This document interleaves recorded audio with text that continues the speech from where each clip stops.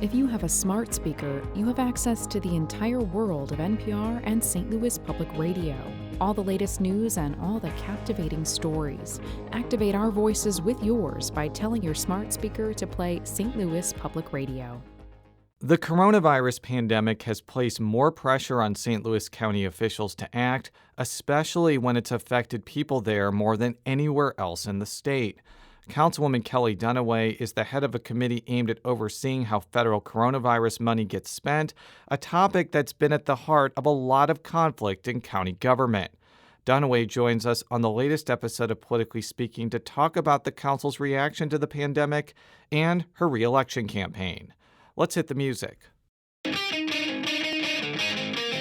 This is the Politically Speaking podcast, the definitive show about Missouri politics. It's a little complicated in Bolivar because there is a Parsons family there. But we also knew that it was important to make sure that we got to where we needed to go. You know, if you walk in a room and you're getting ready to make a decision and everybody in the room looks like you need to stop. And right now what happens in the United States Senate is as critical as anywhere else in the country. I really want the state to succeed. Well, we want everybody to know that we're all working together. I just worked hard to try to build my name where I didn't have the money. And welcome to Politically Speaking. I'm your host, St. Louis Public Radio political correspondent, Jason Rosenbaum. And joining us today is the councilwoman for St. Louis County's 2nd District. Our guest today is? Hi, Kelli Dunaway. Thank you so much for joining us. I'm actually in St. Louis Public Radio studio, and you are in the comfort of your home via Zoom. So the reason we wanted to have you on the show today was twofold. One was because we're going to talk a little bit at the end of the show about your re-election campaign, but we're going to spend the bulk of your show talking about the committee that you're the chairwoman of, looking at how federal coronavirus money is spent. So I want you to walk through our listeners what that committee is, what it's meant to do, and what it's done so far. Okay, great. Thanks so much for having me, by the way, Jason. It's great to be here. So first of all, we got this federal grant money and gave the power to spend it to the county executive. And we wanted to make sure that we were holding them accountable, making sure that the money is being spent in the ways that we think are best suited to the needs of the communities that need it the most, right? So the point of the Oversight Committee is to do a little bit of backward looking with the County Executive's Office and the County Cares team, but also to, talk about what's coming next and how the money is going to be spent, why they believe it should go where it is, and also to engage the public in a conversation so that they have a voice in where the money is going as well. So I've been reading some of the articles from the St. Louis Post-Dispatch about some of the work from this Oversight Committee. And what's been really interesting is that some of the Democrats who allowed County Executive Page to have the power to disperse the money are not necessarily happy with the way some of the things are being administrated are kind of imagined as far as where the money goes. Can you talk a little bit more about that? Because I think that's been one of the more interesting things about this committee so far. I think early on we were concerned that there was so much happening so fast and there wasn't a budget and decisions were coming down. We weren't sure how they were being made. It was unclear to us what the priorities were specifically. I mean, obviously we know we're having a public health crisis and we know there's a huge humanitarian crisis happening as a result while the economy crumbles around us. These three things we know. But in terms of getting really down into the weeds and seeing what was happening and learning about some of the ideas that were on the table, we were like, hold on a second. We need to see a budget. We need to see what kind of process you all have in place for ensuring that this money gets to the places it needs to go as quickly as possible. And honestly, within a couple of days of us raising questions about where's the budget, where's the organizational structure, the county executive's office got back to us 2 days, like here's the budget, here's the structure, here's how the decisions are being made, and here's how we want to continue to collaborate with you all to ensure that what you're hearing from your constituents is also part of the broader conversation. So one of the things, too, I've seen that maybe kind of I wouldn't say fostering disagreement, but at least fostering discussion on what to do with daycares, because I think that there are a couple members of that committee that really want to aid early childhood education centers and daycares because they're clearly financially struggling because of COVID-19. But I think a couple members of the county council wondered whether that was a good idea because they may also be applying for a small business grant program that the county executive announced a few weeks ago. Can you talk a little bit about that? Because I could imagine that there are probably good arguments on both sides, but you may not want a situation where a daycare center is essentially taking money from two pools of money. Yeah, and we do agree with that. We want to see a separate program. Chairwoman Clancy and I both have small children, and, I feel like the daycare industry in particular, early childhood education, is just sitting on a precipice of disaster and has been for years because it's not government subsidized. It's all on the backs of the working parents who have to make decisions about how to afford this very costly service. So in comes COVID, where now we're having to adjust the way we clean toys in between kids using them. How do we enforce social distancing with a bunch of huggy toddlers? And how do we make sure that we can have ratios of childcare providers to children that make sense within this new social distancing, extra clean environment? And so that's going to knock daycares right off. We do not want double dipping, Jason. That is not our intention. So I think what we're looking at doing is having a separate pool of money that will support early childcare centers and pull that out of the small business relief program so that we can open up some more of that money for small business relief, other small business relief. Were you surprised initially that when County Executive Page was announcing the gradual reopening of the county, that initially restrictions on daycares were going to be kept the same? I know that he's changed course since then, especially after the city changed its course. And I'm just going to be perfectly honest with you and our listeners. My wife and I have had a lot of trepidation about sending our kids back to daycare. But I also know that there's a lot of single moms out there that absolutely need childcare services if they're also going to be asked by their employers to physically be back at work. So I don't see how you can reopen the economy and not relax restrictions on daycares. I'd like you to maybe touch on that, and maybe if you have any insight about why maybe the county executive changed course on that.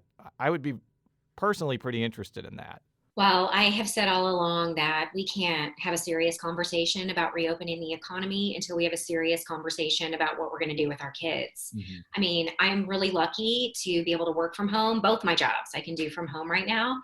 And I think that I wish that employers across the country, across the world that can give their employees work from home access, just give it to us.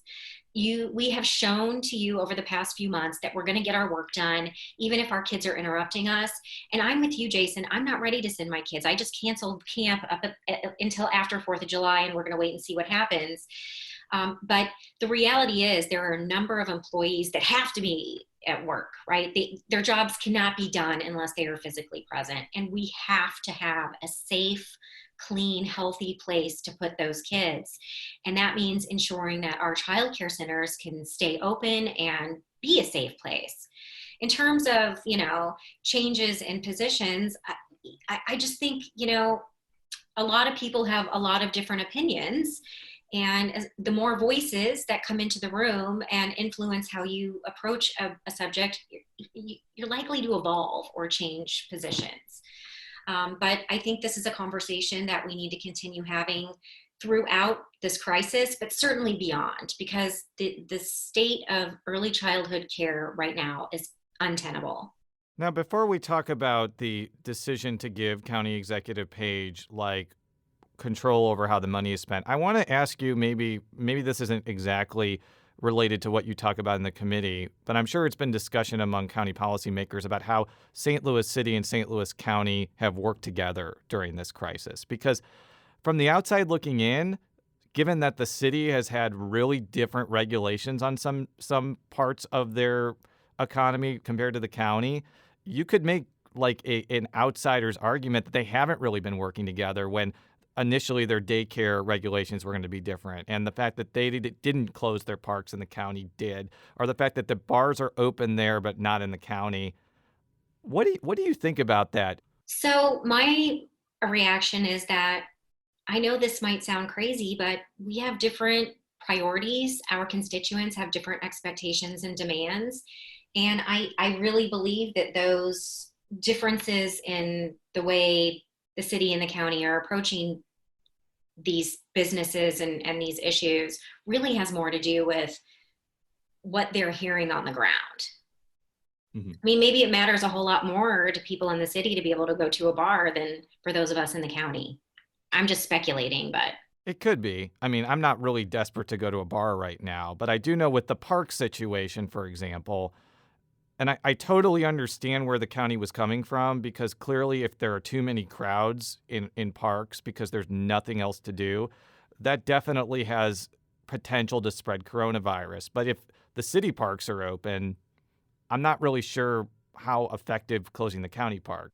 I agree with that. I always thought that was weird. Like, oh, I can just go to Forest Park because Fowles Park is closed. I think that'll have to be something that is studied in the coronavirus history books going forward. So let's talk about the council's decision to give authority to County Executive Page on how to spend the CARES Act money. I know that's been a really big source of contention between the Republicans and Democrats on the council. It's kind of retrospective to talk about this, but since we've had Republicans on this show talking about how it was a bad idea, I want to provide our listeners with the other perspective of why the council ended up voting for doing that. So I want to give you that opportunity. Yeah, sure. So, well, for starters, we have treated this federal grant exactly as we have treated all federal, state, and whatever grants that have come before it. $60 million in grants were awarded through the St. Louis County Council in 2019, and we didn't treat this one any differently.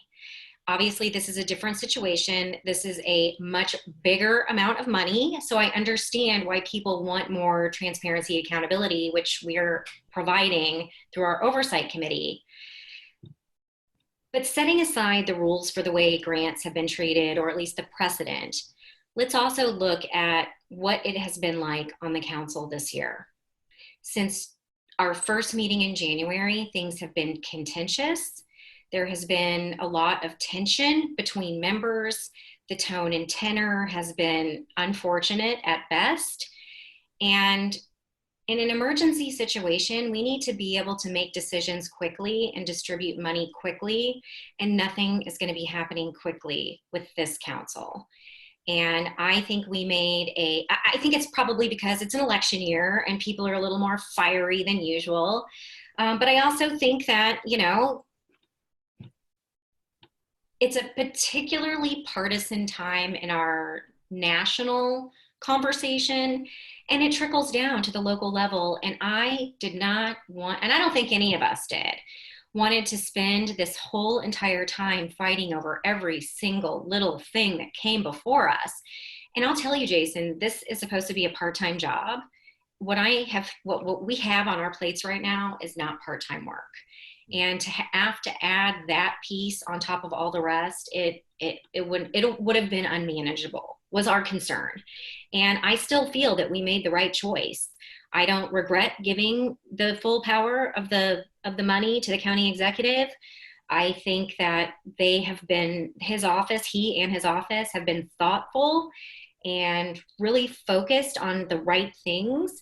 And I'm glad that we have put oversight into play, because it's important that it's important that they stay focused, that there's a budget, and that they are spending appropriately. Do you think that the county executive's administration is listening to the oversight committee? Because I think the Republicans would say, well, it's fine to have the committee, but if Page can just do whatever he wants and not listen to it, it's not very meaningful. Like, what evidence are you seeing that they're actually listening to what the committee has to say when making decisions on how to spend the money? Well, I would say that the best two examples came last week. We had a pretty confrontational interaction with them on Tuesday about where's the budget, where's the organizational structure? And by Thursday, we were holding a follow-up public meeting where they showed us the budget and they showed us the organizational structure. They've made changes to the small business relief program based on our feedback. They are becoming I believe, much more in tune with our demands for an equity lens. And it just feels like, it feels to me and looks to me like we're having a significant impact. What do you say to the argument from the 3 Republicans on the council that if you went about it differently and you had the council approve every allocation of CARES Act money, that you could call emergency meetings to do it quickly, and that since everyone is doing these via Zoom, it would be more than possible to do it that way? That was an argument that Councilman Tracus made on this show a couple weeks ago.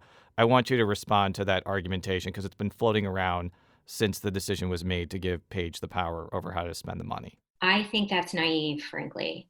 The reality is, for some of us, this is a part-time job. I have another full-time job as the Learning and Development Director at Bryan Cave. Now I had to go part-time. This in light of all of this COVID stuff. And in addition to that, I'm also a part-time homeschool teacher and now camp counselor. I think it's just really unrealistic for someone without kids at home and without another job to say, oh, we can just pull an emergency meeting together, when that is completely disrespectful of those of us who are juggling so many other things. We'll be right back after this quick break with Councilwoman Kelli Dunaway.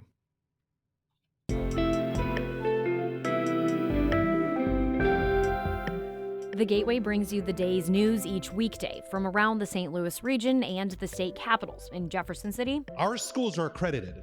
We don't need this bill. And Springfield. How many more years must pass before lawmakers see time is of the essence? I'm Abby Larico. Join me each weekday for The Gateway on the STLPR app or wherever you get podcasts.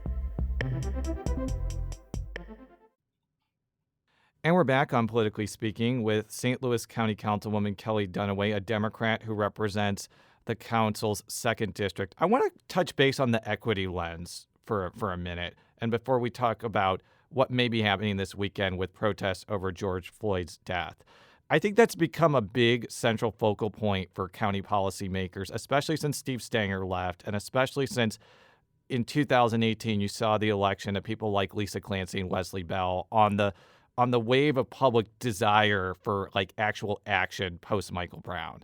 And I want to ask you, especially when we're talking about federal CARES Act money, are you seeing like actual like movement towards racial equity where that money is being spent?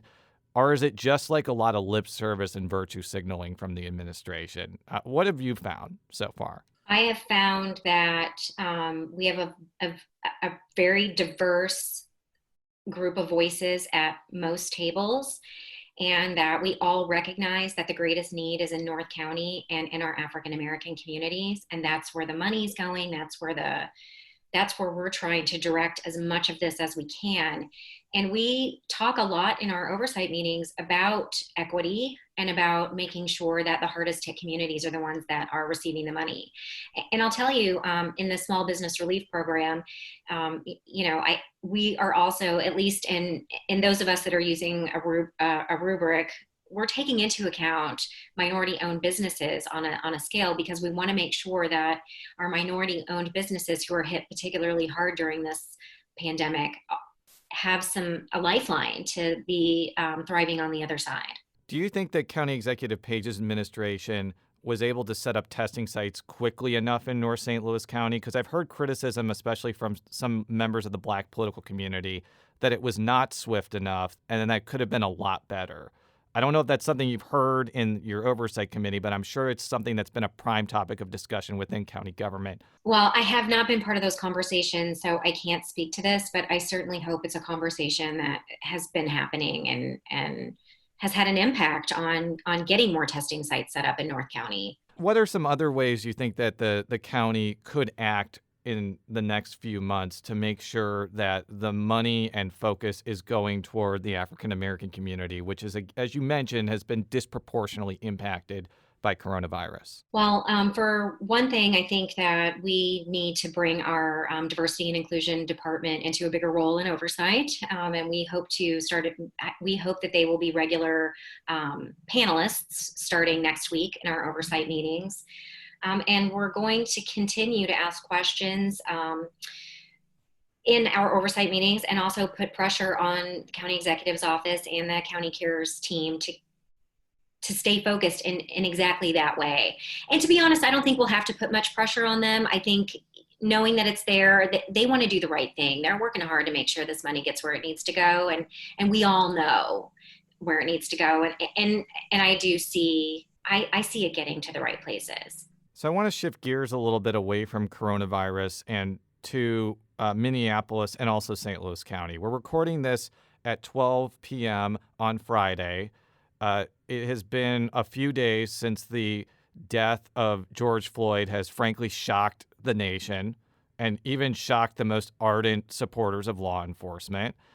There have been protests throughout the country over this, in Minneapolis, in Louisville, in New York, and it's very possible that there could be major protests in St. Louis County because we are about 6 years removed from Michael Brown's shooting death in Ferguson. Now, before we talk about potential preparations that are being made, I know that you actually wrote something about this on your Facebook page, and I wanted to give you some space to talk about your feelings about Floyd's death. Well, I'm devastated. I'm devastated because this keeps happening and it keeps not mattering. And I see in this violence, and I'm not trying to condone violence, Jason, but what I see is 400 years of oppression and incarceration and violence and murder against African Americans. And that's what's coming out, is this anguish, this pain, this rage. And I so empathize, and I want to do more. And I think, I don't know if you know this, but at our council meeting on Tuesday, we passed a resolution declaring racism a public health emergency in St. Louis County. And now I think that, the council and the county executive's office and our diversity and inclusion office and our policy departments, we need to work together to put more action behind this, not because of protests this week, but because we need to give people an opportunity to rise to their potential. And that is not what we are doing with our laws and our policies in a society that has frankly put white people, white men in particular, ahead of everybody else. I know this is a weird question for a white male reporter to ask another white politician, but what do we as white people need to do to step up? We can feel as bad as we can about this, but if we're not doing something tangible to help Black people that have been victimized by police, then what are we doing beyond just feeling bad about it? What do we do about this, basically? I think we have to use our voices. You and I have bigger voices, and it's up to us to talk about this and to shine a light on it and to show, look, this is what racism looks like. And I think that we have to stop asking people of color to tell us what to do, because we're the ones that make this mess. We need to figure out how to clean it up. And I don't have all the answers, but I'm sure as heck going to be looking for them. I want to play a clip now from County Executive Page, because he was asked by another reporter about what preparations are being made for protest. I believe that there's going to be a protest at some point in the city and the county this weekend. This is what County Executive Page had to say on Friday. So our police department monitors this on a regular basis. Our emergency operations monitors these things. When our police officers don't meet our standards, we expect them to be held accountable. That's the message we've always had to the community. That's the relationship we have with our community, and we'll keep those communication pipelines open. If people want to protest peacefully, I'm sure that we will support that, and we will provide them the support that they need. If that turns into something that's less constructive, then we'll react appropriately. I'll leave that to our county and municipal police departments. We certainly are monitoring the situation. and we'll continue to do so. We hope that everyone can learn from what is clearly a tragic event and that we can move forward as a community, as a country. Watching that video was horrifying for everyone who saw it. St. Louis County does not have a great national perception about how they dealt with the protests in 2014. John Belmar's gone. There's a whole new administration now. What expectations and what do you want to see from the county police department if there are large-scale protests in St. Louis County over George Floyd's death and other deaths of African Americans that have been in the news lately? Well, like you said, we have a new chief, Chief Barton, and so I think she brings a fresh perspective and a fresh leadership potential to the St. Louis County Police. We have a new police board, which also brings great new diversity and fresh perspectives in this institution. What I want to see this weekend, I hope it's peaceful. I really do. I want to see our law enforcement standing with our protesters. This is not who we are. This is not who we're going to be. We learned and we're still learning, and we're going to continue to get better under new leadership. And I hope that things don't turn violent here. That's my greatest hope for this weekend. In the last few minutes on this show, I do want to turn to politics for a second. Because you were elected in a special election to fill out, I think, the rest of what was Councilman Page's term, you're on the ballot this year, and a pretty prominent person has stepped up to run against you, Creve Coeur Mayor Barry Glantz. So for our listeners, we are going to have Mayor Glantz on the show pretty soon. He's going to talk about why he's running, but he's also going to be talking about how coronavirus affected Creve Coeur. You've only been on the council for a short time, but I wanted to give you a little bit of time to explain why you feel like you should continue on the council and what you make of this upcoming campaign. Well, first of all, I couldn't be more proud to be a member of the historic Democratic women majority on the St. Louis County Council. I think that shows very clearly in the policy that we have focused on this year, things like affordable housing, prevailing wages for our families, standing up for women's reproductive rights, against a resolution. We have worked on affordable housing, common sense gun laws with that red flag law, and we are ensuring that decisions are made in St. Louis County through an equity lens. I think it's really important, Jason, that we have government that's more reflective of who we are as people. And I think our diverse county council is really making a difference in our region and in leadership in the county and the city. And I think that we have so much amazing work still ahead of us that I really hope I have the support of my district to keep carrying this torch forward. So this primary is going to be taking place at the same time as a pretty competitive primary for county executive. County Executive Page is running against County Assessor Jake Zimmerman and businessman Mark Mantovani, as well as Jamie Tolliver. How do you think that race is going to affect yours? Because I have to imagine people may be going to the ballot to vote in the county executive's race while also making a decision on yours. I think that I think my race and Dr. Page's are very closely connected. I mean, I'm his successor, Jason. I'm his successor on the county council. We're neighbors, we're friends. He's my mentor. And I believe in him. And I think we've really, we've stood together a lot in the last year, even when it hurt us politically.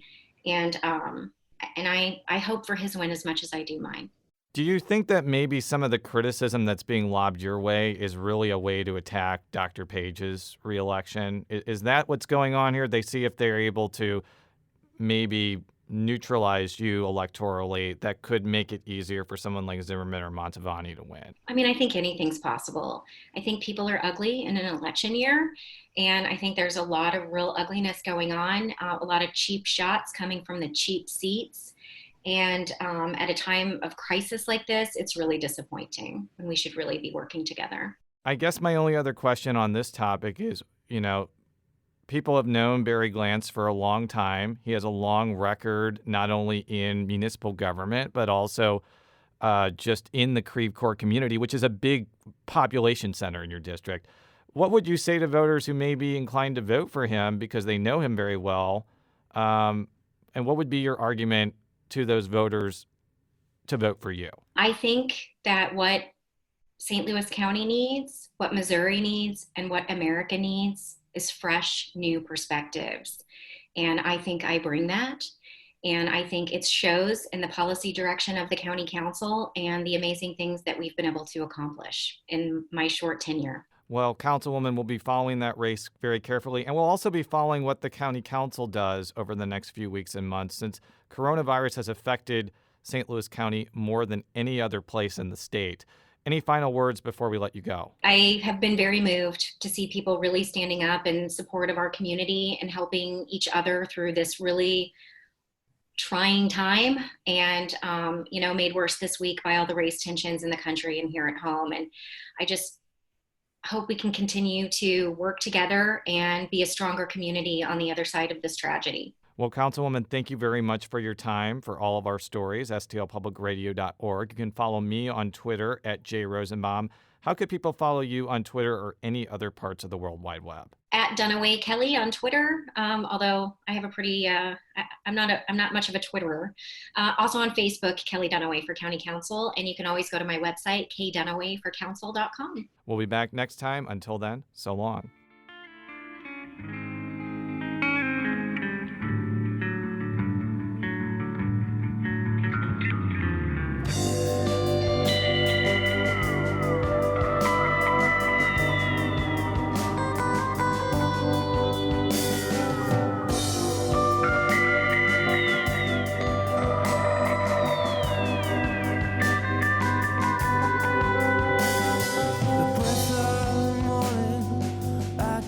Forgetting